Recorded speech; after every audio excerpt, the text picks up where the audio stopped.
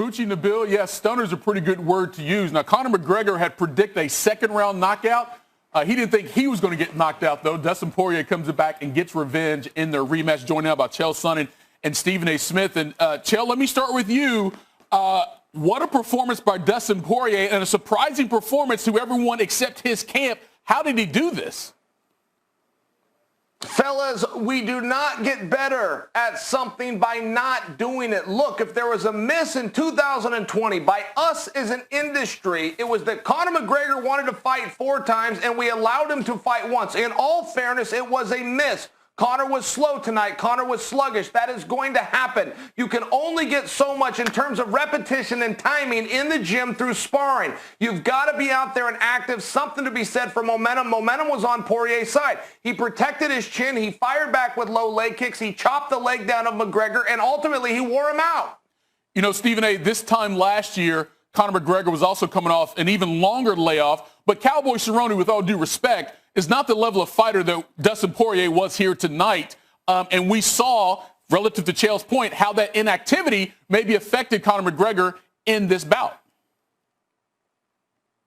Well, I thought Dustin Poirier did 2 things very, very effectively. Obviously, he was attacking Conor's calf, so that was one thing. But 2, you know, remember, he got knocked out in under a minute and 50 seconds the first go-round, albeit 6 years ago. So this time around, he tried to grapple with him initially, got him up against the cage, got him to the ground and what have you. That's what they were doing for the most part in the first round. I thought that gave Dustin Poirier a bit of time to get himself comfortable, to not be thinking about that KO loss that he had suffered at the hands of Conor McGregor years ago. And obviously, as his comfort level grew along with Conor being a bit slow, a bit sluggish, missing with some straight lefts and what have you, ultimately, it just elevated Dustin Poirier's level of confidence, and he caught him because he had chopped him down with the calf kicks. He had chopped him down. Conor wasn't able to move, hit him, caught him, particularly with that left, and Conor was about to go, and ultimately he ended up going. Yeah, we talk about Conor McGregor's striking ability in the UFC. It's some of the best of all time, but Dustin Poirier can throw some pretty good hands as well. But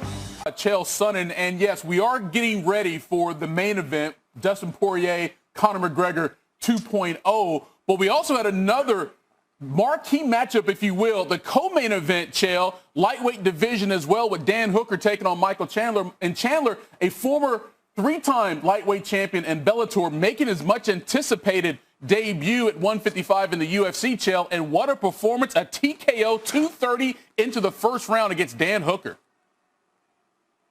I will go as far as to say stunning. Listen, Eves, this is a forming division with a lot of questions. I mean, let's start with Khabib. Is or is he not coming back? And if he's not coming back, then who are the rightful contenders? I have maintained all along. We've got them tonight. The winner of Conor and Poirier is going to take on the winner of Hooker-Chandler, which makes Chandler, at least according to me, a #1 contender. Yeah, and let's not forget, Chandler was in Abu Dhabi last year when Khabib fought Justin Gaethje, and he weighed in. If there was something amiss with either fighter, he was going to step in and make his debut then. He had to wait another year, but this wasn't just an impressive performance. You said stunning. I mean, this is the same Dan Hooker, Chael, that went the distance with Dustin Poirier last year, and he got knocked out 230 into this match.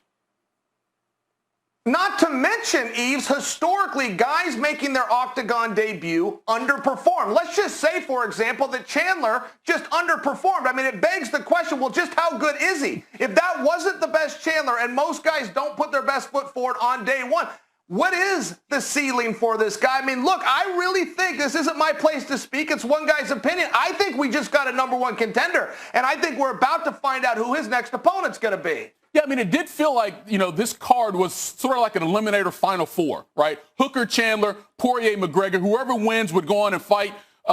Each winner would fight, and then hopefully in the fall after Ramadan and Khabib's ready to maybe come out of retirement again, they would fight the winner, or the winner would fight Khabib. Do you still get that feeling now, especially considering how impressive this performance was by Michael Chandler?